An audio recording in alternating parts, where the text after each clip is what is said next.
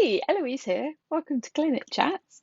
This week, literally, this topic came up in a question from a client after a session. So, welcome to Clinic Chats.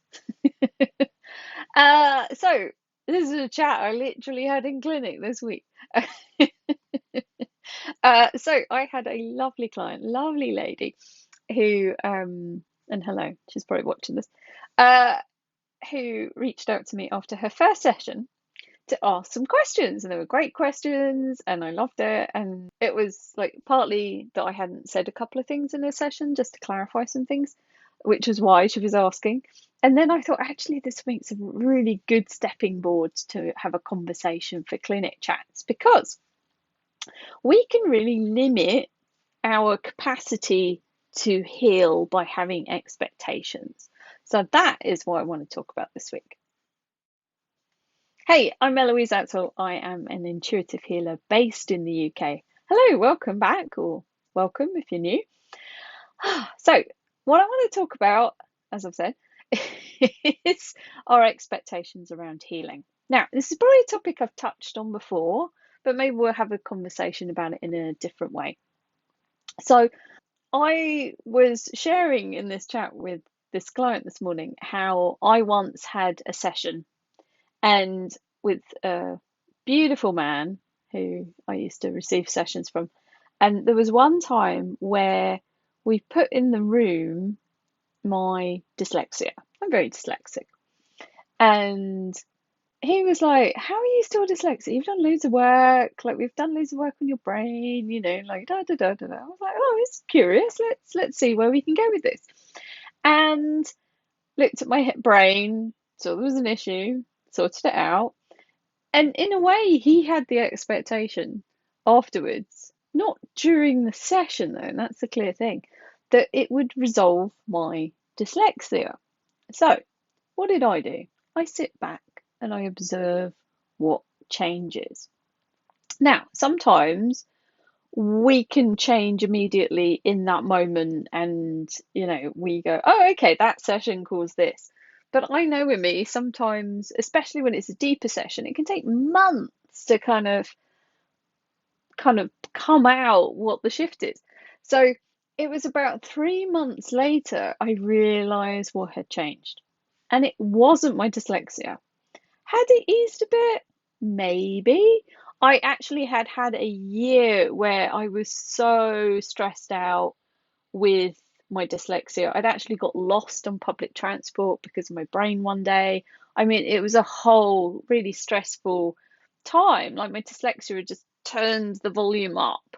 And so, yeah, the volume of that turned back down. It went back to its normal kind of plateau. So that was great. Didn't change it, but it that kind of excessive what the hell's going on in my brain kind of calmed down again. So there was a shift, but that could have been from something else. But what did change was actually my intuition. I was able to finally see what was going on that I was already intuiting. So if you've taken any of my intuition courses, and if you haven't, check them out.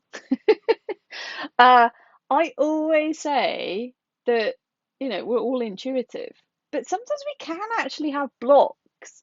And so I knew I was intuitive and I could see stuff, but it's like the interpretation of it wasn't there.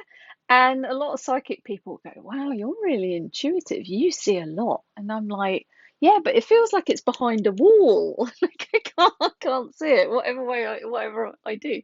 So it was really interesting, and it was just like that session melted that wall.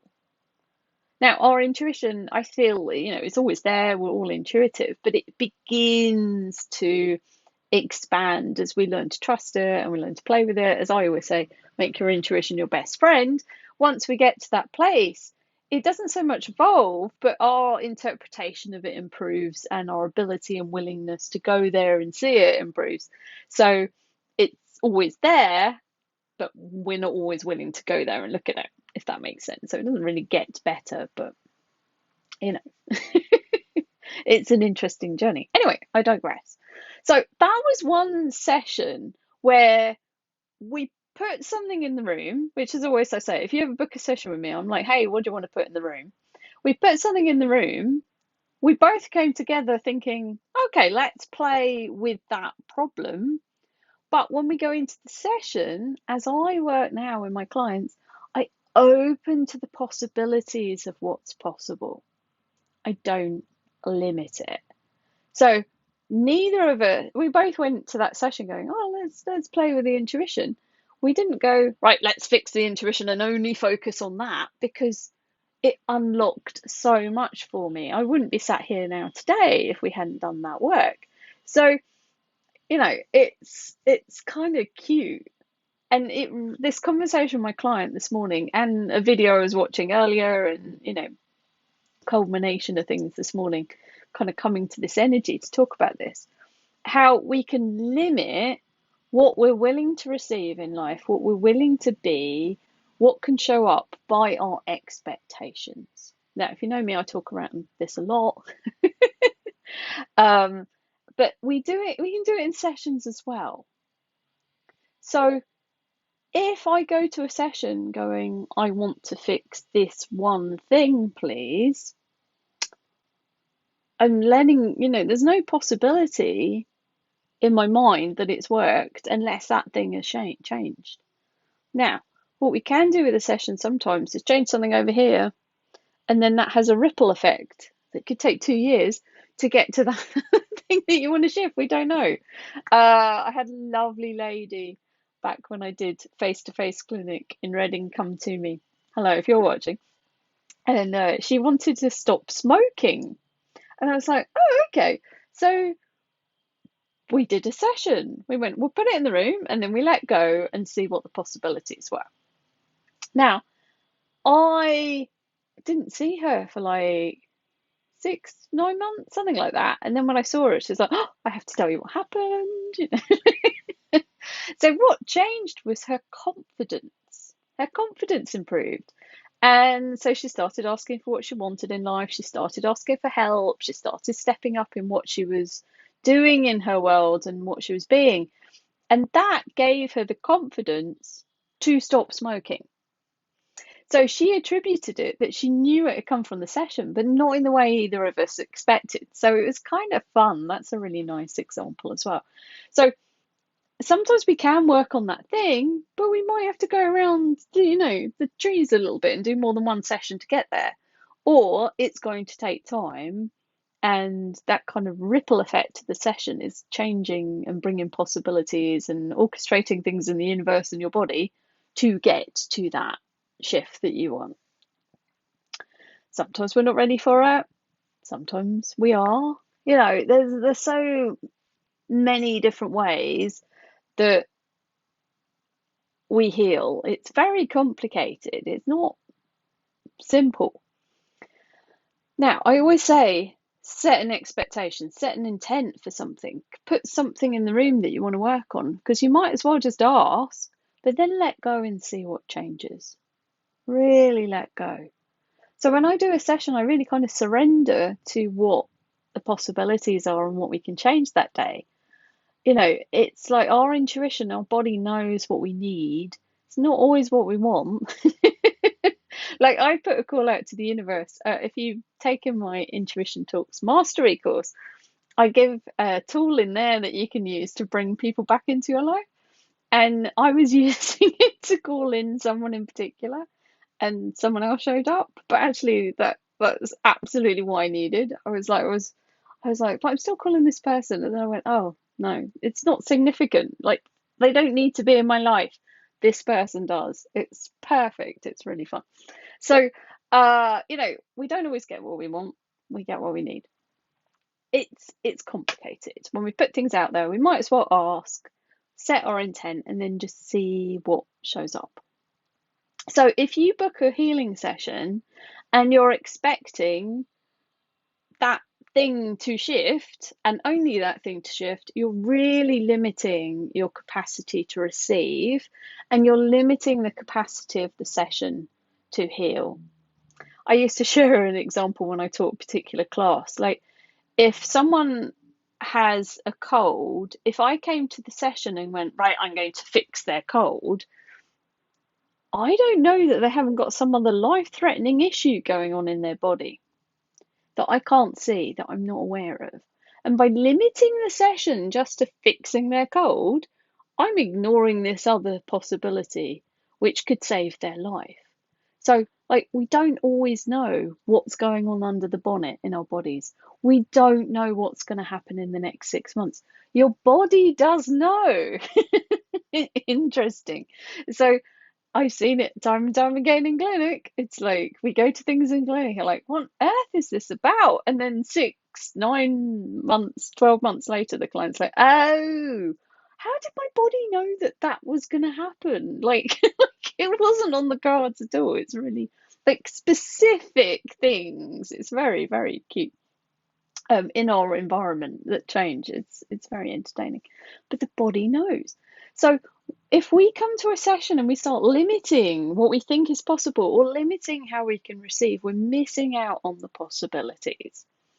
So we put an intent in, we ask for something, and then we let go and surrender to the body and say, hey, what can we do today? What would be incredible? What would contribute to you? What would unlock everything? So also, when you have a session and something comes up, don't make it significant, or don't expect X to change because Y came up. Now, in quantum physics, the kind of prove cause and effect don't work the way that we expect them to.